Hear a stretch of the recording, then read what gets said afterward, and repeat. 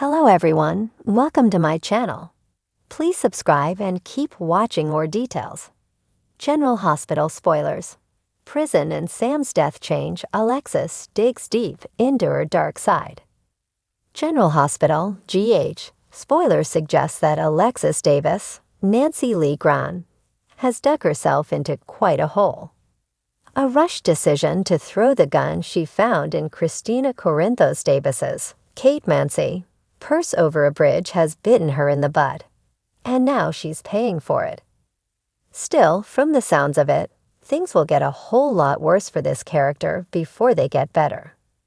GH spoilers remind fans that both Sam McCall and actress Kelly Monaco are set to exit storylines this fall. With Sam's plan to retrieve the gun her mom threw over the bridge by diving into the river, GH viewers can't help but think this could all end in tragedy. If Sam dies this way, Alexis will spiral. Knowing she's the reason behind losing her daughter will devastate her. Knowing this will not only make matters worse between Molly Lansing Davis, Kristen Vaginos, and Christina Corinthos Davis, Kate Mancy will crush her as well. What if she's not released to attend Sam's funeral? This may cause Alexis to spiral. Even if Sam passes away after Alexis is cleared and released, her daughter's death may be the straw that breaks the camel's back when it comes to her sanity. Alexis will eventually be released and found innocent on the charges she's in Pentonville for. After all, she didn't shoot John Jagger Cates, Adam J. Harrington, and the truth will come out at some point. Still, how dark will Alexis get? Service time in prison and after Sam's death. Fans could see a transformation in the lawyer as she was booked in Pentonville, mugshots were taken, and she had to trade her clothes in for a prisoner uniform. Will Alexis lash out at Sonny Corinthos, Morris Bernard, assuming he doesn't come forward and isn't the reason behind her release? Will she grow some resentment toward Christina? Possibly Molly? Could her mental health spiral? Could she decide to take her own life, or potentially start drinking again? The storyline plot twists are endless. The lights in Port Charles were always dim, but for Alexis Davis, they had grown unbearably dark in recent months. What was once a life teetering on the edge of chaos had now fully collapsed into a nightmare she couldn't escape. Everything changed when Sam, her eldest daughter, was sentenced to prison. But it wasn't the bars that haunted Alexis the most. It was the aftermath of Sam's shocking death behind those walls. Sam's sentence had already pushed Alexis to the brink. The circumstances leading up to it had been a twisted web of betrayal, deception, and violence. Alexis had fought tooth and nail to keep Sam out of Pentonville, but every path led to a dead end. Even her once formidable legal prowess had been no match for the forces conspiring against her daughter. And then, in the blink of an eye, Sam was gone. Dead. No warning. No explanation. Just a whispered rumor from a guard and a body that came home in a bag. Alexis's heart shattered. It was the kind of pain that steals your breath, the kind of loss that leaves you hollow. She couldn't accept it, wouldn't accept it. Her daughter had been murdered in prison, that much was clear to her. But who and why? Those questions tore at her mind every waking second. And it was those very questions that began to awaken something darker within her. Alexis had always walked a fine line. She had a history of alcoholism, questionable choices in men, and a fiery temper that often led her into dangerous situations. But now, standing in the aftermath of Sam's death, all her past transgressions seemed small in comparison to the rage that boiled inside her. She didn't just want justice, she wanted revenge. Her first instinct had been to turn to the law.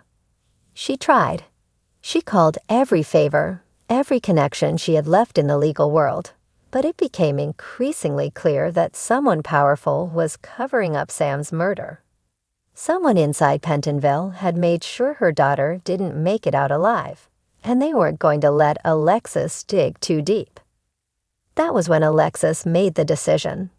If the law wouldn't give her answers, she would find them another way. She would have to embrace the part of herself she had always kept hidden, the side that thrived on chaos, the part that wasn't afraid to play dirty. Her first stop was the only person who could match her intensity, Jason Morgan. He had his own reasons for wanting answers about what went down in Pentonville, especially with his ties to Sam. But Jason's methods were controlled, precise. Alexis wanted something far more direct. She didn't want to just know who killed Sam. She wanted them to feel her pain. Jason tried to calm her down, to explain that rushing and guns blazing would only make things worse. But Alexis wasn't interested in listening. "I've lost too much," she whispered through gritted teeth, her eyes blazing with unrestrained fury. "I have nothing left to lose now, Jason. Nothing." Her next move was a dive into her own past. Alexis had spent years building bridges, but she had also left destruction in her wake. She had connections in places most people wouldn't dare look. Mob ties, forgotten enemies, and a few dangerous allies who owed her favors. It was time to collect. Julian Jerome had been one of those connections, and despite their tumultuous history, Alexis went to him for help. Julian had spent years in the mob before attempting to turn his life around, but deep down, she knew he still had the resources and the connections she needed. Julian didn't take much convincing. He could see the fire in her eyes, the desperation that only a mother who had lost her child could possess. He gave her names, whispered secrets about Pentonville's underbelly, and pointed her toward a few key players who might know the truth about Sam's death. As Alexis dove deeper into the shadows, something inside her began to shift. She wasn't the same woman who had fought so hard to keep her life respectable, to stay sober, to be a role model for her daughters. The grief had consumed her, twisted her into someone unrecognizable. Alexis started drinking again. It wasn't long before her old habits resurfaced, but this time, they felt different. More intentional. She wasn't drinking to forget. She was drinking to fuel the fire inside her. The once sharp and controlled attorney was now a woman on a mission of vengeance. She started frequenting bars known for their connection to the criminal world, getting close to dangerous people, and offering deals that would have made her former self cringe. She wasn't afraid to get her hands dirty anymore. If it meant finding out who had taken her daughter from her, she would burn the whole town down. In her quest for answers, Alexis began crossing lines she had sworn she would never cross.